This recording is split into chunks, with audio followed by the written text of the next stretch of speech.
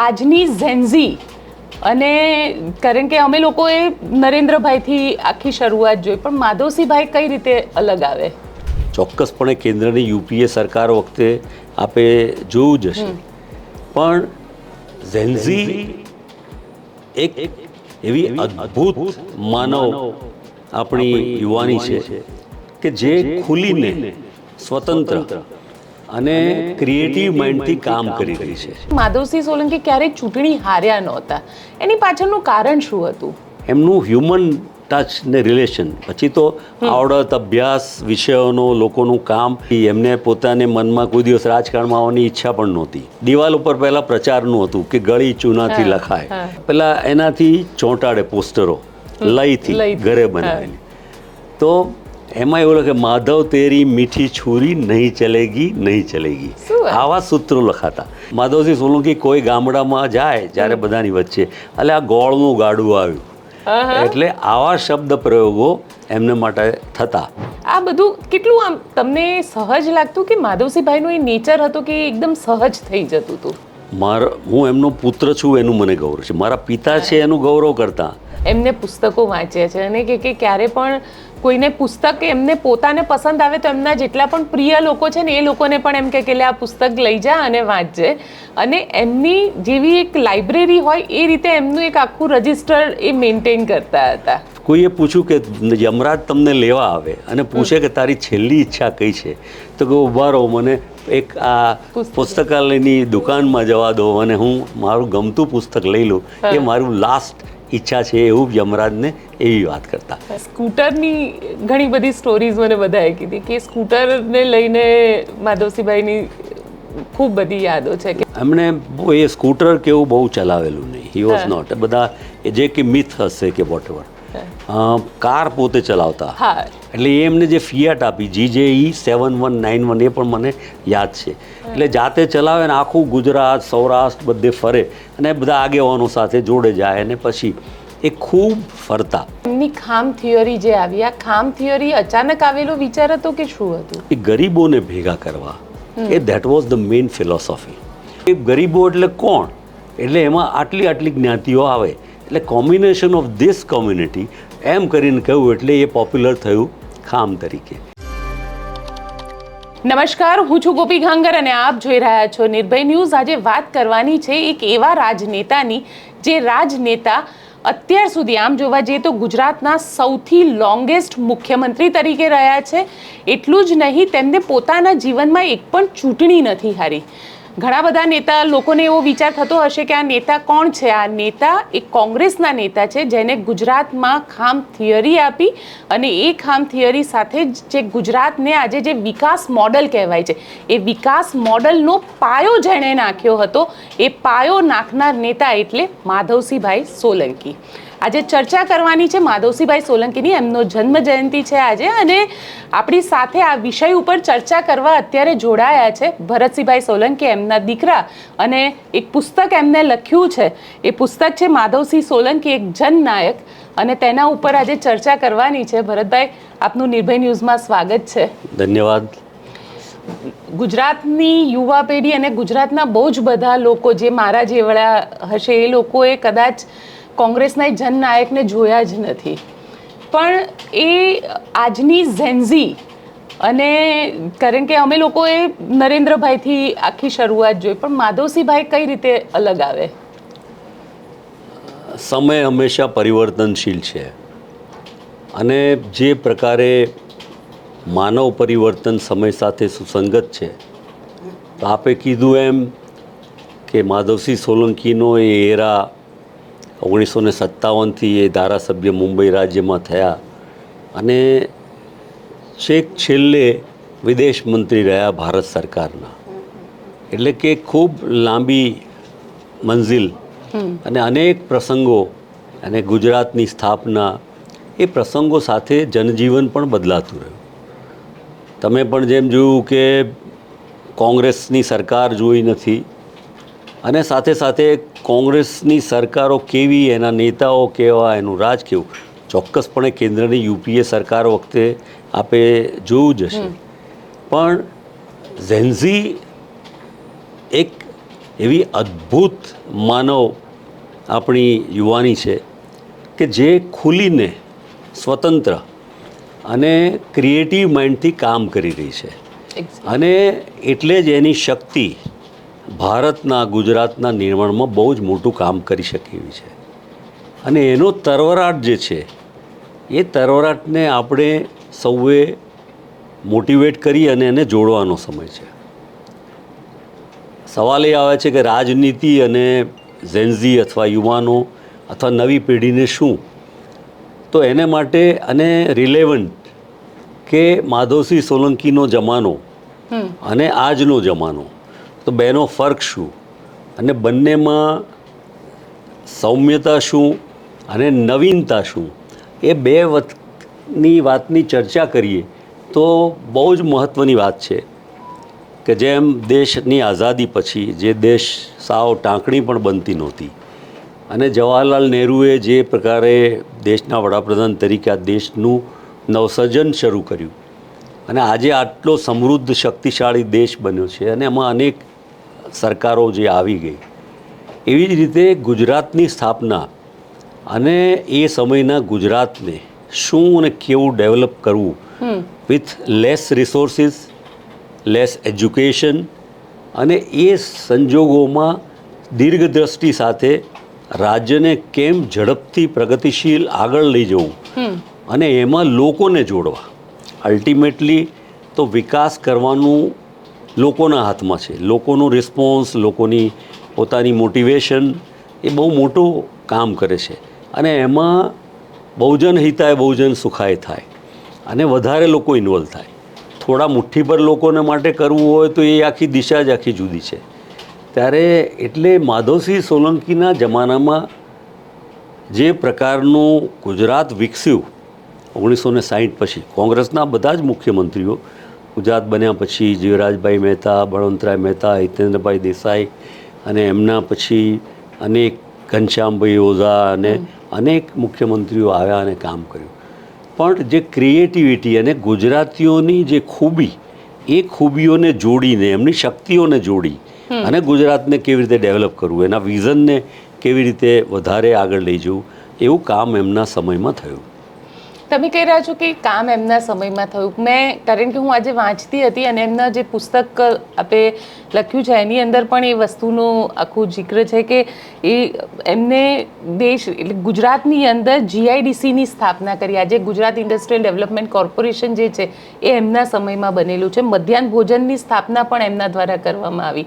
એ વિચાર એ વખતે શું હશે? કારણ કે તમે આજેનું નથી વિચારી રહ્યા, તમે આજથી 50 વર્ષ આગળનું વિચારી રહ્યા છો.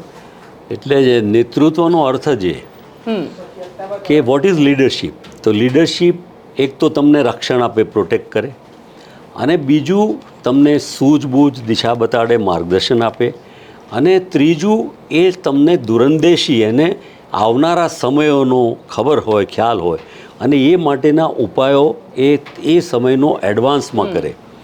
આપે કીધું એમ GIDCની વાત, એટલે માધવસિંહ સોલંકી એમના મનમાં સમજતા હતા કે એકલી ખેતીથી લોકોને રોજગાર પૂરો નહીં આપી શકાય, અને એટલે ખેતી સિવાય શિક્ષણને જોડી અને શિક્ષણને ઉપયોગી કરવું હોય તો ઉદ્યોગોની સ્થાપના, અને જરૂરી નહીં કે બહુ મોટા જ ઉદ્યોગો, પણ લાર્જ સ્કેલ ઉદ્યોગ હોય એ સીમિત અમુક વિસ્તારમાં જ હોય, પણ આખા રાજ્યવ્યાપી કરવા હોય તો સ્મોલની જોડે મીડિયમ, એટલે મીડિયમ અને સ્મોલ સેક્ટર જેવા ઉદ્યોગો ઊભા કરવા જોઈએ. અને એટલા માટે એમણે GIDC ઉદ્યોગો દ્વારા રોજગારી અને રાજ્યનો વિકાસ એમણે વિચાર્યો, અને એ કારણે GIDCની સ્થાપના. અને કદાચ હવે કાલે બધું કાર્યક્રમ છે એટલે ઘણી બધી વાતો બહાર પણ આવશે, એટલે એ વધારે પણ ખબર પડશે, કારણ કે લગભગ 4 વાર મુખ્યમંત્રી પદનો જે એમનો સમયગાળો, એટલે એ ગાળામાં જે કંઈ ડેવલપમેન્ટ, જે કંઈ નવી વાત, વિચારો સામૂહિક રીતે બધાએ ભેગા થઈને સારી રીતે કરી હશે, અને જેનું નેતૃત્વ એમણે પૂરું પાડ્યું હશે, એટલે અનેકવિધ વાતો હશે.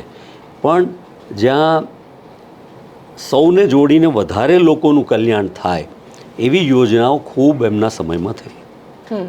જેમ મધ્યાહન ભોજનની આપણે વાત કરી, એવો રશિયાનો દાખલો લઈને રશિયામાં આ પ્રકારે બાળકોને માટેની વ્યવસ્થાઓ હતી. ત્યારે એમને પણ થયું કે ગરીબ સામાન્ય વર્ગના બાળકો કોઈ પણ સમાજના હોય એને માટે 2 ટંક જમવાનું, અને એમાં જ્યારે માતા પિતા જો એમને કામકાજ કરવું પડતું હોય ત્યારે એવા ટાઈમમાં જો કાં તો કામ કરે, કાં બાળકોને સાચવે અને શિક્ષણ માટે મોકલે, પણ ભૂખ્યા ન રહે, તો એના માટેની વ્યવસ્થા જો સરકાર તરફથી થાય તો એ યોજના દિવસમાં એકવાર સવારે બાળક જ્યારે શાળામાં જાય તો એની માતા પિતાને ચિંતા ના રહે કે મારું બાળક ભૂખ્યું નહીં રહે, અને એના કારણે શાળામાં આવનારા બાળકોની સંખ્યા પણ વધે, એજ્યુકેશન પણ વધે. એ બધી લાંબી સમજના આધારે ગુજરાતમાં એમણે મધ્યાહન ભોજન યોજના શરૂ કરી, અને એમાં ઇન્ક્લુઝિવ કે બધા જ સમાજના બાળકો એક જ પંગતમાં બેસી અને બધા બાળકો સાથે ધર્મ, જાતિ, ભાષા, આર્થિક અસમાનતા બધું ભૂલી અને સાથે જમે એવી યોજના એમણે લાગુ કરી, દાખલ કરી. અને એ જ યોજનાને પછી એમણે રાજીવજીના સમયમાં એ યોજનાને પૂરા દેશમાં પ્લાનિંગ મિનિસ્ટર તરીકે અને પછી એને કાર્યાન્વિત કરાવી, જે યોજનાનો લાભ આજે આખા દેશમાં બાળકોને મળી રહ્યો છે. કેટલાક લોકોને લાગ્યું કે આ યોજનામાં ખર્ચ છે, વિરોધ છે, વિચાર છે, એટલે એ યોજના બંધ કરવા માટેનો પ્રયત્ન પણ થયો, પણ આખરે સુપ્રીમ કોર્ટે એને એન્ડોર્સ કર્યું કે આ બહુ મહત્ત્વની યોજના છે, એને બંધ કરી શકાય નહીં. એટલે આ યોજના મને લાગે છે અવિરત ચાલુ રહેશે. સાથે મારે તમને એ પણ પૂછવું છે કે માધવસિંહ સોલંકી ક્યારેય ચૂંટણી હાર્યા નહોતા, એની પાછળનું કારણ શું હતું? બહુ મજાની વાત કરી. આ ઓપોર્ચ્યુનિટીમાં અમે તો નાના, મને પહેલી ચૂંટણી એમની 57 મુંબઈ રાજ્યની, પછી ગુજરાત થયું ને 62, અને ત્યારથી એમને પોતાને મનમાં કોઈ દિવસ રાજકારણમાં આવવાની ઈચ્છા પણ નહોતી. પણ જ્યારે ગુજરાત અલગ પડ્યું અને પહેલી ચૂંટણી 62માં આવી, મારા નાના એ વખતે MLA હતા એ ભાદરણ મત વિસ્તારમાંથી, અને એમણે અનિચ્છા વ્યક્ત કરી. ત્યારે કોંગ્રેસનું નેતૃત્વ મોરારજીભાઈથી લઈને બાબુભાઈ જસભાઈ અને પટેલને હતા, એટલે કોઈક સારા ઉમેદવારની શોધમાં હતા.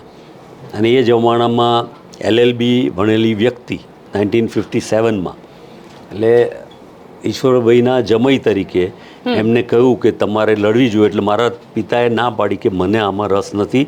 એ 4 મિત્રો વકીલાત કરવા માટે એક આણંદમાં, એક પેટલાદમાં, એક નડિયાદમાં અને એમ કરીને બોરસદમાં નક્કી કરેલું, એક સેન્ટર નક્કી કરીને અમે 4 મિત્રો વકીલાત કરીશું અને એમાંથી આજીવિકા જીવનમાં કમાણી કરીશું. એટલે એ ના પાડતા હતા, પણ જે કંઈ ચર્ચા વિચારણા થઈ અને બાબુભાઈ જસભાઈ પટેલે પત્ર લખ્યો એ વખતની જે પાર્લામેન્ટરી બોર્ડને, અને એમનું નામ સીધું છાપામાં આવી ગયું એક શિક્ષિત ઉમેદવાર તરીકે, એડવોકેટ, વકીલ તરીકે, LLB તરીકે, અને ચૂંટણીની શરૂઆત થઈ. અને એ ચૂંટણી લડતા ગયા 57, પછી 62, પછી 67, અનેક પાર્ટીઓ આવી. એ શરૂઆતના તબક્કામાં જે હતી સ્વતંત્ર પાર્ટી આવી, પછી સંસ્થા કોંગ્રેસ આવી, પછી જનતા પાર્ટી આવી, જનતા દળ આવ્યું, પછી બીજી અનેક પાર્ટીઓ બધી આવતી ગઈ. પણ એમની વાંચન ખૂબ અને હ્યુમન રિલેશન એમનું બહુ જ સ્ટ્રોંગ, અને નોલેજેબલ તો ખરા, એ તો આપ વાંચો ને જાણ્યું છે બધા પાસેથી. પણ એમને માટેનું, અમે નાના હતા ત્યારે 67માં દિવાલ ઉપર પહેલાં પ્રચારનું હતું કે ગળી ચૂનાથી લખાય, અને પેલા એનાથી ચોંટાડે પોસ્ટરો લઈથી ઘરે બનાવેલી. તો એમાં એવું લખે, માધવ તેરી મીઠી છુરી નહીં ચલેગી, નહીં ચલેગી, આવા સૂત્રો લખાતા. એટલે હિવોઝ, અને માધવસિંહ સોલંકી કોઈ ગામડામાં જાય જ્યારે બધાની વચ્ચે, એટલે આ ગોળનું ગાડું આવ્યું, એટલે આવા શબ્દ પ્રયોગો એમને માટે થતા. એટલે he was very popular among people. એ એમના નેચર, લોકોની સાથે કનેક્ટિવિટી, એમને સમજવાનો એનો પ્રયત્ન, હ્યુમન રિલેશન, અને પછી પાછળથી એટલા માટે અમારા જેવાને પણ જ્યારે કોલેજમાં જતા ત્યારે ડેલ કાર્નેગીની બુક એ અમને કે આ વાંચી જજે, how to win friends and influence people. એટલે એવી અનેક, એટલે ટૂંકમાં એમનું હ્યુમન ટચ ને રિલેશન. પછી તો આવડત, અભ્યાસ, વિષયોનો, લોકોનું કામ કેવી રીતે કરવું, એની રજૂઆત મુંબઈ રાજ્યમાં કેવી રીતે કરવી, અને એ વખતના મિનિસ્ટરો પાસે કરવી. એ વખતે પત્રોનો રિવાજ, 1 ગામ જાય, 2 ગામ જાય, ત્રીજે ગામડે રાત્રે રોકાઈ જાય, ખાટલામાં સૂઈ રહ્યા હોય, સવારે પાછા રોટલા બોટલા ખાઈને રાત્રે સૂતા પછી સવારે નાહી ધોઈને પાછા બીજા ગામડા અને ચાલતા જ ફરવાનું. એ વખતે બસની પણ એવી પૂરી સુવિધાઓ નહીં. અને એમનો જે મત વિસ્તાર હતો ભાદરણ, એ કાંઠાગાળો કહેવાય, મહીસાગરના કાંઠાના એક કોતરોનો વિસ્તાર, જ્યાં આટલા પગ સુધી દડ હોય, માટી હોય, કોઈ બસ નહીં, ઇલેક્ટ્રિસિટીની, પાણીની પૂરી સગવડ નહીં, અને કોઈ પાક બાવટો અને જાર, આપણે નામ સાંભળ્યા હોય કે કેમ, બાવટો એ પાક થતો અને જાર નામ સાંભળ્યું છે. બાજરી અને ઘઉં ચોખા પણ નહીં, જે વરસાદી આવે એમાં જે થાય એવી પરિસ્થિતિના ગામડાઓમાં એ ફરતા અને કામ કરતા. અને એ જમાનામાં ત્યાં બારવટિયા ને ખૂબ હતા. એટલે રવિશંકર મહારાજ ને બધા ત્યાં આગળ એ બારવટિયાઓને સમજાવવાનું ને બધું કામ કરતા. એવી પરિસ્થિતિમાં એ વિસ્તારમાં એ ધીમે ધીમે કામ કરતાં કરતાં અને પછી તો 60માં ગુજરાત થયું, ધારાસભ્ય થયા બીજી વાર, અને પછી 62માં એ મિનિસ્ટર પણ થયા. અને ધીરે ધીરે કાંઠાગાળામાંથી સરસ મજાનું કામ શરૂ થયું. અને ત્યાં પછી મહીસાગરમાં 2 પુલ થયા, ઉમરટા અને ગંભીરા આગળ. એટલે વાહન વ્યવહાર વધ્યો, વેપાર ધંધો વધ્યો, શાકભાજી પકવતા થયા ખેડૂતો, તેથી એ સામે છેડે વેચી શકે, લાવી શકે, રોજગારીની નવી તકો, સામે છેડે ફેક્ટરીઓ અને ઔદ્યોગિક થયું, જેમ આપણે કીધું GIDC ને બધું ફર્ટિલાઇઝરની આજુબાજુનું, એ બધાના કારણે રોજગારીની તકો લીધે ધીરે ધીરે. અને જે સ્ટ્રક્ચરલ ગ્રોથ કહેવાય કે રોડ, વીજળી અને એ બધી વ્યવસ્થાઓ પણ ધીમે ધીમે વધારતા ગયા. અને એ બધા કારણે ખૂબ એમની વ્યક્તિગત સ્વભાવની પણ લોકપ્રિયતા ખૂબ, લોકોની કનેક્ટિવિટી, સહજતા પણ બહુ, સરળ લાઈફના કારણે એ સતત જીતતા ગયા. એટલે 9 વાર 9 ટાઈમ હી ગોટ ઇલેક્ટેડ અને ક્યારેય એ ચૂંટણી હાર્યા નહીં. જી, કારણ કે હું અત્યારે એમના વિશે વાંચતી હતી, એટલે હું એમને મળેલી છું ખરી પર્સનલી, પણ મેં એમની રાજનીતિ નથી જોઈ. પણ હું અત્યારે એમના વિશે વાંચતી હતી તો મને કોકે કીધું કે ભાઈ અચાનક ત્યાં આગળ ખેડા, એમના જે ભાદરણ વિસ્તારના જે મતદાતાઓ છે, જો એમને ક્યાંય ગાંધીનગરમાં તકલીફ પડે તો રાત્રે રોકાવા મુખ્યમંત્રીના ઘરે પહોંચી જતા હતા. અને એ ત્યાં રાત રોકાય અને માધવસિંહભાઈ એમ કહેતા હતા કે તમે અહીંયા રોકાઈ જાઓ, સવારે નાહી ધોઈ નાસ્તો કરી અને તમારે ગામ જતા રહેજો. આ બધું કેટલું આમ તમને સહજ લાગતું કે માધવસિંહભાઈનું એ નેચર હતું કે એકદમ સહજ થઈ જતું હતું? જેમ જેમ આપને વાંચવા જાણવા મળશે, મારે તો પિતા તરીકે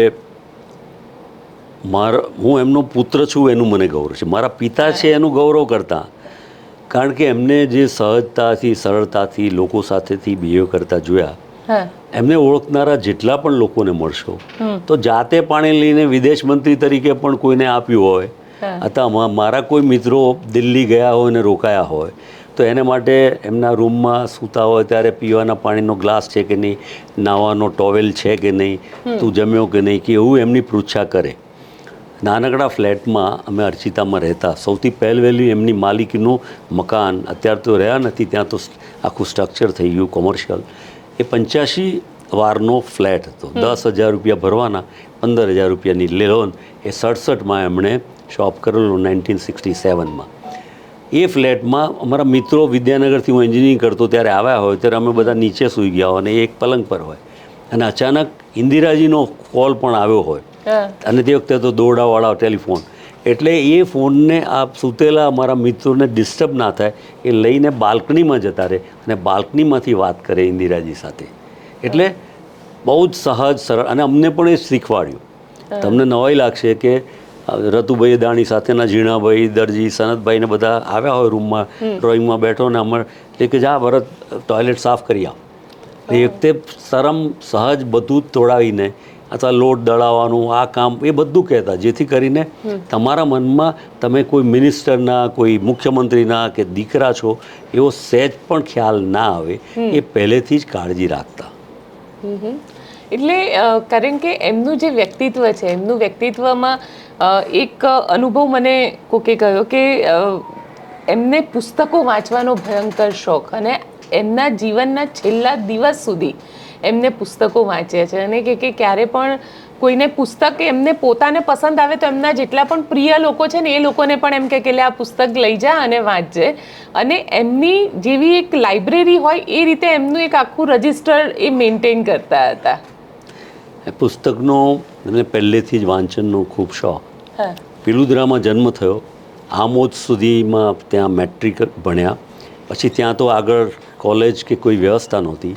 ને મારા દાદા શિક્ષક હતા, એટલે મારા દાદાએ કીધું કે ભાઈ જો હવે મેં તને ભણાવ્યો મેટ્રિક સુધી, હવે તું તલાટી કે ગ્રામ સેવક કે એવું કંઈક ક્લાર્ક થઈ જા, હવે મારું આગળ તને ભણાવવાનું ગજું નથી.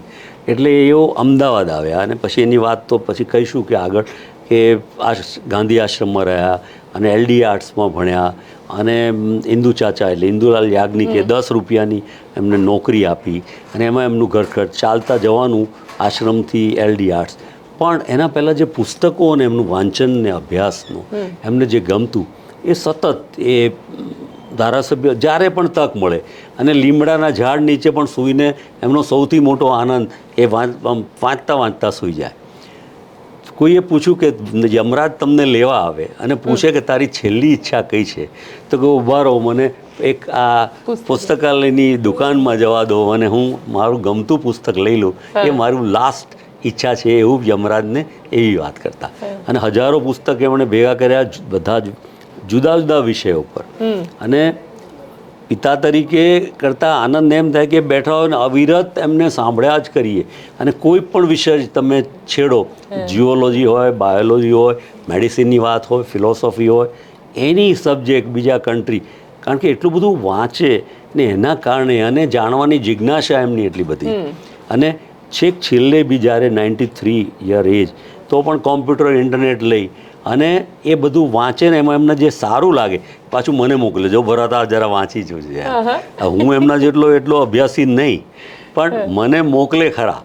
આયુર્વેદથી લઈને, સાયન્સથી લઈને, ફિક્શનથી લઈને, સાયકોલોજીથી લઈને એટલું બધું વાંચે અને મોકલે પણ ખરા. અને બધા મિત્રોને, એટલા બધા એમના મિત્રો પુસ્તકોને લીધે, આદાન પ્રદાનને લીધે, સાહિત્યકારો પણ એટલા માટે એમના બધા ખૂબ મિત્રો અને ચાહકો રહ્યા છે. અને એને કારણે એમને બહુ જ મજા આવતી. સૌથી મોટી મજા જ એમની પુસ્તકો અને સાહિત્ય હતી. સ્કૂટર યાદ છે તમને?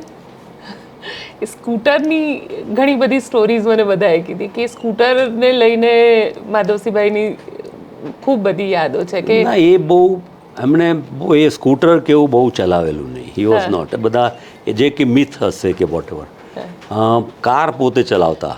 અને કારમાં એવું કે જ્યારે પહેલી વાર ઇન્દિરાજીએ એમને ગુજરાત પ્રદેશ કોંગ્રેસ સમિતિના પ્રમુખ બનાવ્યા અને એ વખતે કાર પણ નહોતી પ્રદેશ કોંગ્રેસ સમિતિની અને ભાડાનું મકાન હતું કોંગ્રેસ પાર્ટી પાસે. અને રજની પટેલ એ બેરિસ્ટર મુંબઈમાં, હી વોઝ ટ્રેઝરર ને, એટલે એમણે એમને ફિયાટ ગાડી આપી કે ટ્રેઝરરમાંથી, કેમ કે એ મારા દાદાના મિત્ર એટલે નાનાના મિત્ર હતા ઈશ્વરભાઈના.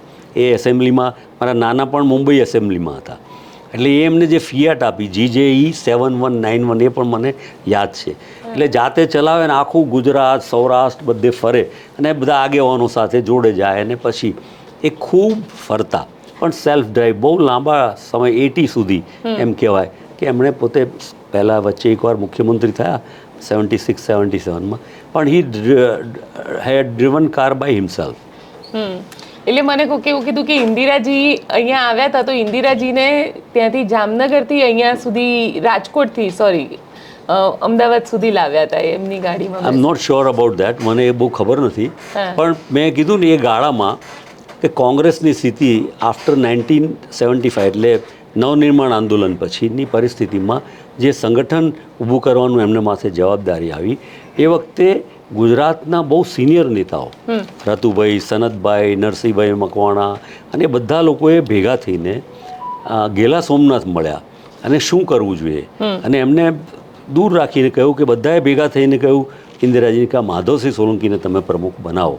અને મિટિંગમાં એમને હાજર નહીં રાખેલા, એટલે ઇન્દિરાજી ડાયરેક્ટ એમને નહોતા ઓળખતા, પણ એ બધાએ ભેગા થયું ને એટલા માટે કહ્યું, એટલે ઇન્દિરાજીએ એમને પ્રદેશના પ્રમુખ બનાવ્યા. કારણ કે માનો કે રેવન્યુ મિનિસ્ટર રહેલા, સંગઠનનો અનુભવ, એમનો સ્વભાવ એકદમ માયાળુ, પ્રેમાળ, સાલસ, વિનમ્ર, અને બધા કારણે બધાને લાગ્યું આ બધાને ફરીથી જોડીને નવું કરશે અને ખરેખર પાર્ટી ધીરે ધીરે બિલ્ડ થઈ. અને એટલે જ 75માં સિંગલ લાર્જેસ્ટ પાર્ટી તરીકે કોંગ્રેસ મોટામાં મોટી પાર્ટી આવેલી. કારણ કે નવનિર્માણનું આંદોલન થયું અને પછીની જે ચૂંટણી થઈ જેમાં કોંગ્રેસ લગભગ સમાપ્ત થવાના આરા ઉપર આવી ગઈ હતી ગુજરાતમાં, અને તેમાંથી કોંગ્રેસને આખા સંગઠનને એમને બિલ્ડ કર્યું. એ સંગઠન શક્તિ કઈ રીતે એમને ડેવલપ કરી હતી અને ખાસ એ કઈ રીતે આખું કોંગ્રેસ બેઠું કર્યું હતું એ વખતે? બેઝિક વાત એ છે કે આપણે પોલિટિકલ એંગલ જોઈએ છીએ. 47 પહેલાં તો આઝાદી નહોતી, પણ ત્યારે સંગઠન તો ઊભું જ કરવું પડતું હતું, મૂવમેન્ટ માટે કરવું પડતું હતું.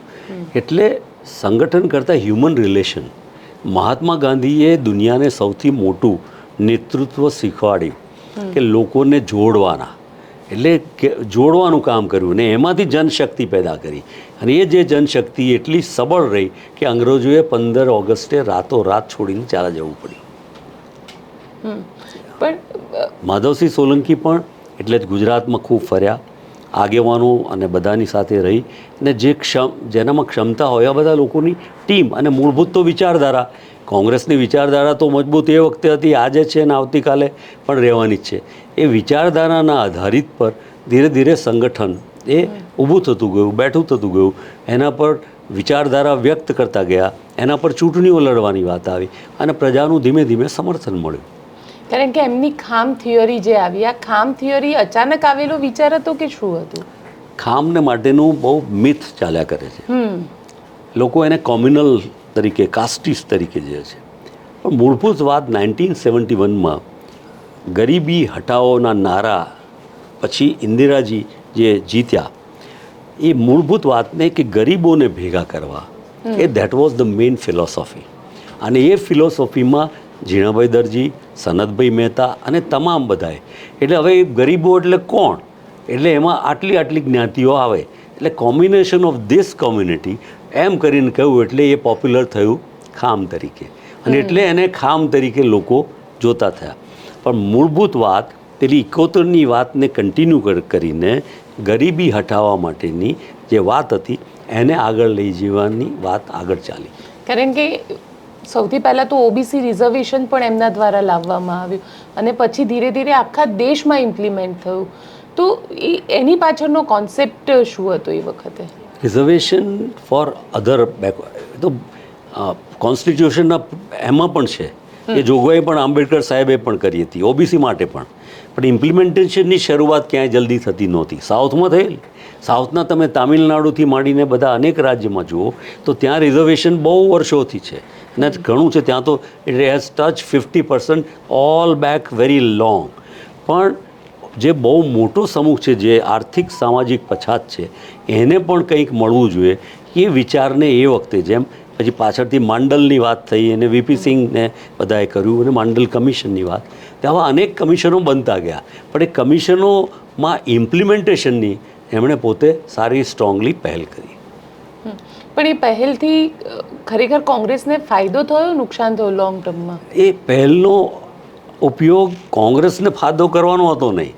આખરે કોઈ પણ પોલિટિકલ પાર્ટી અથવા કોઈ પણ લીડરે તમે સમાજનું શું કલ્યાણ કરવા માગો છો, લોકોનું શું કલ્યાણ, અને અન ટુ ધ લાસ્ટની જે ગાંધીજીની થિયરી હતી ડાઉન ટ્રોડન માટેની, એને અપલિફ્ટ કરવા માટે શું કરવું જોઈએ, તો એને માટેના જુદા જુદા જે રસ્તાઓ લેવાય એમાંનો એક રસ્તો એ આ પ્રકારે હતો કે તમારે ઓબીસી જે નિગ્લેક્ટેડ છે સોશિયલી, સામાજિક, આર્થિક, એને તમારે કંઈક મહત્ત્વ આપવું જોઈએ, એના ભાગરૂપે નિર્ણય કરવામાં આવ્યો. અચ્છા, તમને એક સવાલ થોડો પર્સનલ પૂછી લો કે એક પિતા તરીકે તમને કેટલી બધી સલાહ એ આપતા હતા કે પછી જ્યારે તમે મોટા થયા તો એમને બિલકુલ પછી બંધ કરી દીધું? તમે રાજકીય કહો છો કે પર્સનલ કહો છો? રાજકીય. મને રાજકીય ભાગ્યે જ એમણે કોઈ એમ કે સલાહ સૂચન તરીકે કરે, આ કંઈક આ જોવા જેવું છે, આ વાંચવા જેવું છે, આ વિષય પર રસ લેવાય, એ એમણે ક્યારે મારા પર દબાવ કે ચૂંટણીમાં હું 2 વાર પ્રદેશનો અધ્યક્ષ બન્યો તો મને કોઈની ટિકિટ માટે કે કોઈ હોદ્દા માટે, કોઈના માટે ક્યારેય ભલામણ પણ ન કરી અને ક્યારેય કહે પણ નહીં ક્યારેય.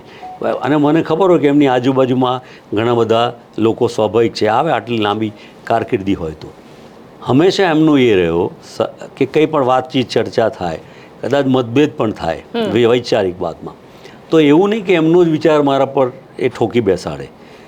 2 દિવસ પછી કે ભરત મને એમ લાગે છે કે આ 2 બાબતમાં હું નહીં તું સાચો છે, એવું પણ કહે. ત્યારે મને તો એવું લાગે કે હું તો આસમાનમાં પહોંચી ગયો એમ, કે આટલી જબરજસ્ત વિભૂતિ કે જેણે 4 વાર મુખ્યમંત્રી હોય, વિદેશ મંત્રી હોય, આટલો બધો નોલેજેબલ, હજારો પુસ્તકો ખાલી ભેગા કર્યા એવું નહીં, વાંચેલા, અને એમાંથી કયા પુસ્તકમાં કયું આવેલું છે જ્યારે પૂછો ત્યારે એ કહી શકે.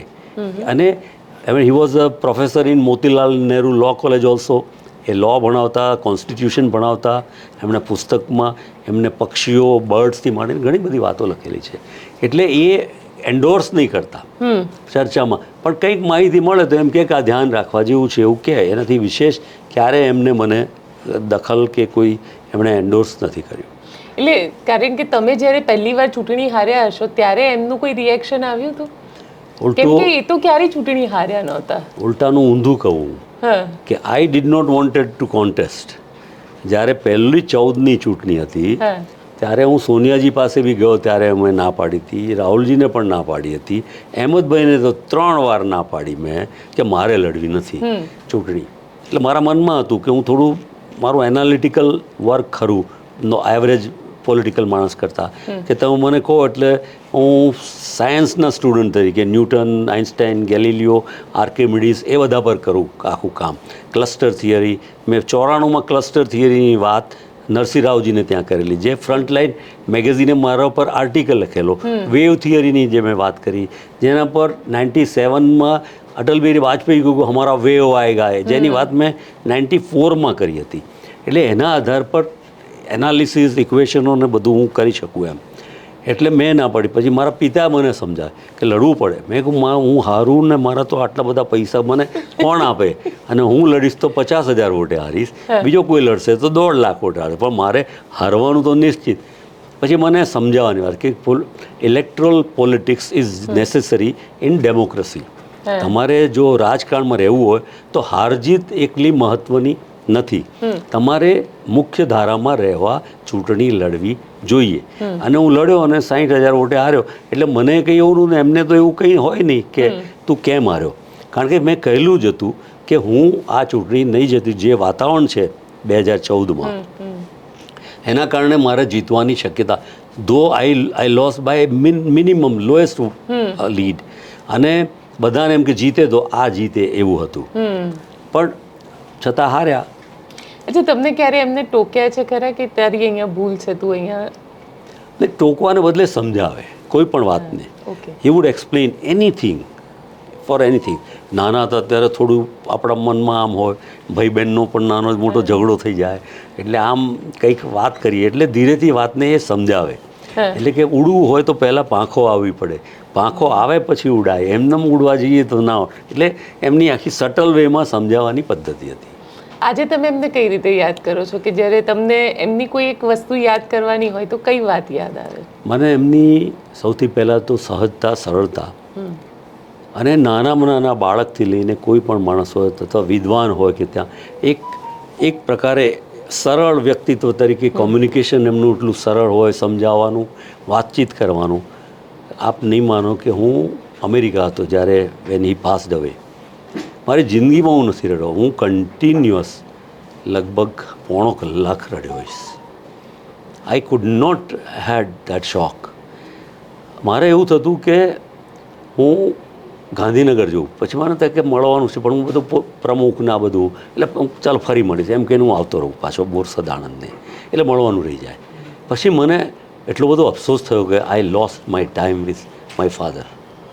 જે મને મળવાનું હતું એ હું ચૂકી ગયો. મને ઘણા કહેતા મારાથી મોટા કે થોડો સમય પિતા સાથે ગાળો, બહુ કિંમતી છે. આ તો બધું પોલિટિક્સ, આ કામકાજ, ધંધો તો ચાલ્યા કરશે, પણ આ સમય પાછો નહીં આવે, વિચ આઈ રિયલાઇઝ ટુડે.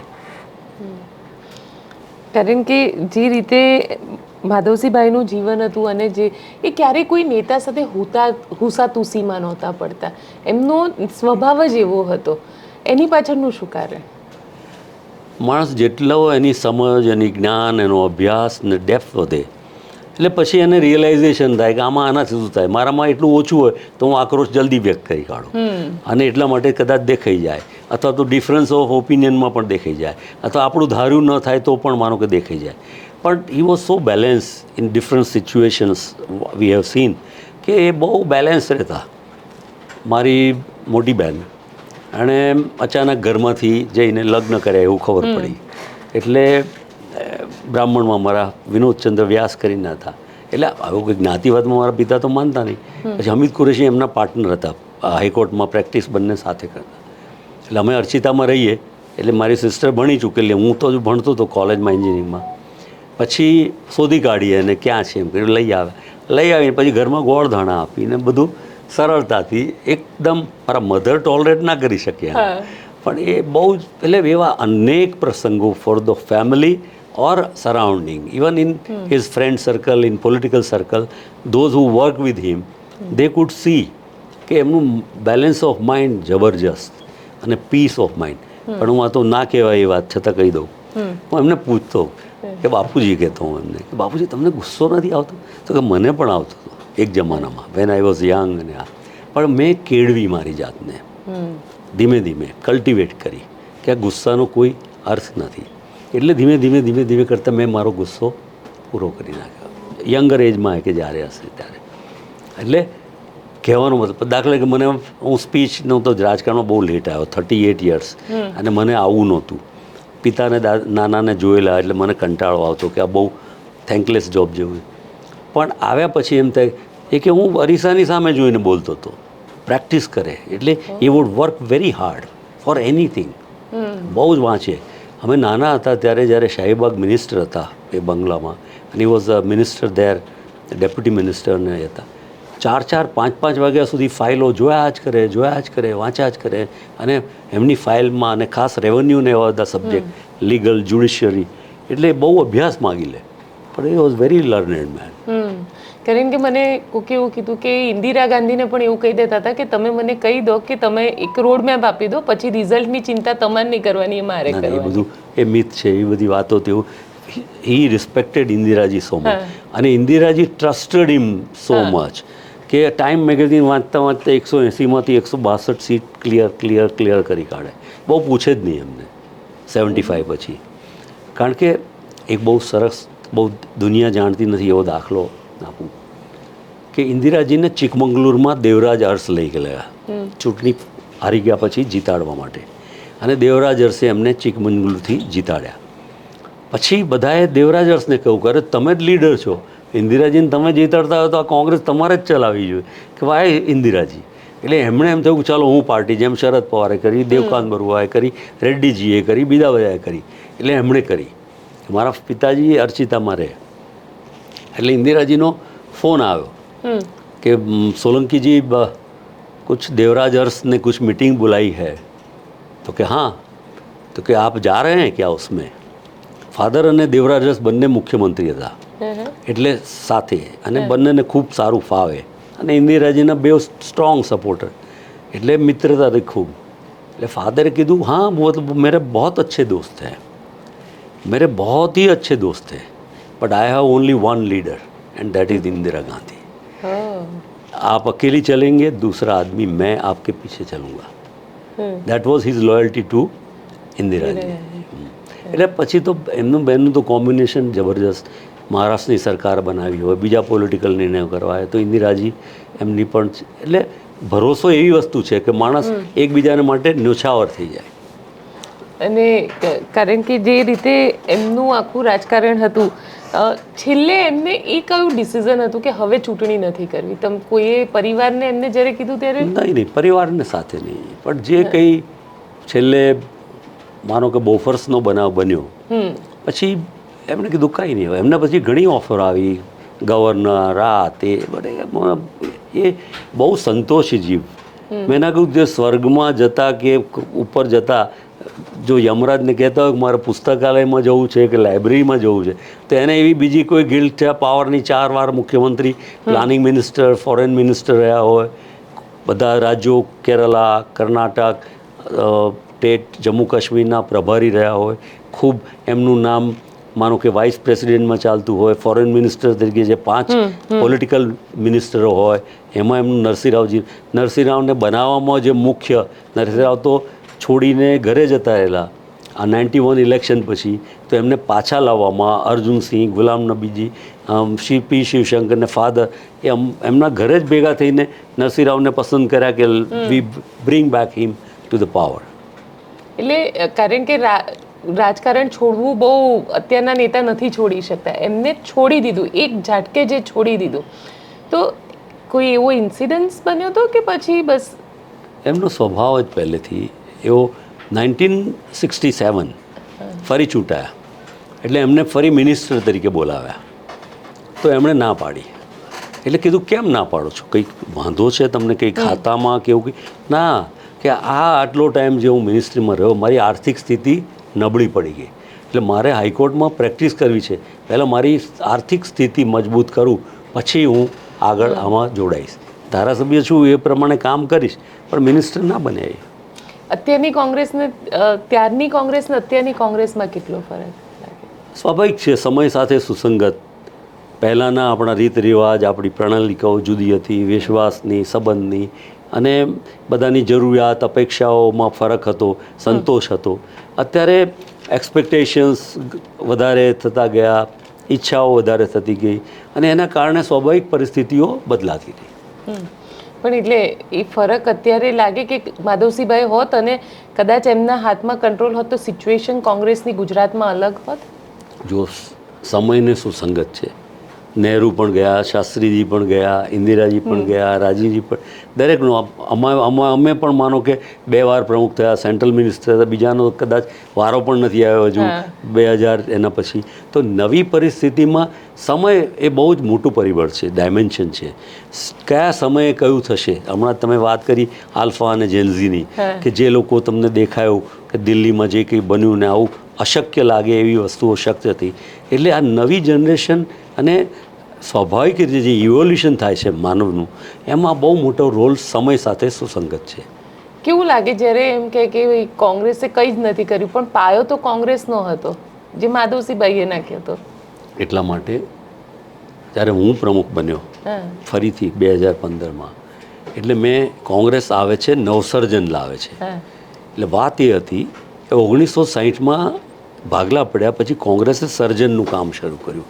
એટલે જે કંઈ માનો કે ડેમ્સ બન્યા, રસ્તાઓ બન્યા, જીઆઈડીસી બની, ઇલેક્ટ્રિસિટી, ગુજરાતના ટેક્સટાઇલ, ફાર્માસ્યુટિકલ, ડાયમંડ, ઇન્ડસ્ટ્રી વધી, એજ્યુકેશનના વધ્યા, એ બધું એ વિકાસ જે આગળ ગયો, હવે એના પછી અટકી ગયો 90 પછી અને નીચે ગયો. એટલે મેં કહ્યું કે હવે ફરી નવસર્જન કરીશું અને ફરી ઊંચે લઈ જઈશું ગુજરાતની પ્રજાના આવડત, રિસોર્સિસ, કેબિલિટી અને આપણા રિસોર્સિસને ભેગા કરીને. એટલે કોંગ્રેસ સતત નવસર્જનનું કામ કરે છે, કારણ કે એની ફિલોસોફી જ પોઝિટિવ છે. કોંગ્રેસ ફરી સત્તા પર આવે સેન્ટરમાં, એટલે લીડરશિપ XYZ જે બી રાહુલજીની આવી તો એ કરવાના છે. મનમોહનસિંહજી એ કંઈ ગાંધી ફેમિલીમાંથી આવ્યા નહોતા, પણ તમે એને જુઓ કે 2008માં ઇકોનોમી સાવ ખલાસ થઈ ગઈ, ત્યારે પણ એમણે સસ્ટેઇન કરી અને હવે બધા યાદ કરે છે. અને તે વખતે મૌની બાબા કે એને જાત જાતની વાત કે રાહુલજીને માટે કેવી વાત કરતા, અને હવે કેવું લાગે કે એક સમૃદ્ધ, શક્તિશાળી, વિશાળ હૃદય સાથેનું માનવતાવાદી નેતૃત્વ ધરાવતું વ્યક્તિત્વ છે, જાણકાર છે. 2012થી જે એ કહે છે એ બધું સાચું પડતું જાય છે. એ ધીમે ધીમે બુદ્ધિજીવીઓને પ્રતીતિ જાય, અને જ્યારે બુદ્ધિજીવીઓને પ્રતીતિ થાય ત્યારે સમાજ પરિવર્તનની શરૂઆત થાય છે. ચલો, તમે જે કહી રહ્યા છો કે સમાજ પરિવર્તન, પણ માધવસિંહભાઈને યાદ કર્યા, કારણ કે વિષય એવો છે કે આના ઉપર ચર્ચા કરવા બેસે તો લગભગ 2 દિવસ પણ ઓછા પડે. આજે આપ સ્ટુડિયોમાં અમારી સાથે જોડાયા, આપનો ખૂબ ખૂબ આભાર. ધન્યવાદ, આપનો પણ ખૂબ ખૂબ આભાર. તો આપને અમારો રિપોર્ટ કેવો લાગ્યો કોમેન્ટ બોક્સમાં ચોક્કસથી લખીને જણાવજો. અને જો આપ આ ઇન્ટરવ્યૂ સાંભળી રહ્યા છો અને આપે માધવસિંહભાઈને જોયા છે, તેમને મળ્યા છો અને તમારો પોતાનો અનુભવ પણ એમની સાથેનો છે, તો પણ કોમેન્ટમાં ચોક્કસથી લખીને જણાવજો. આભાર.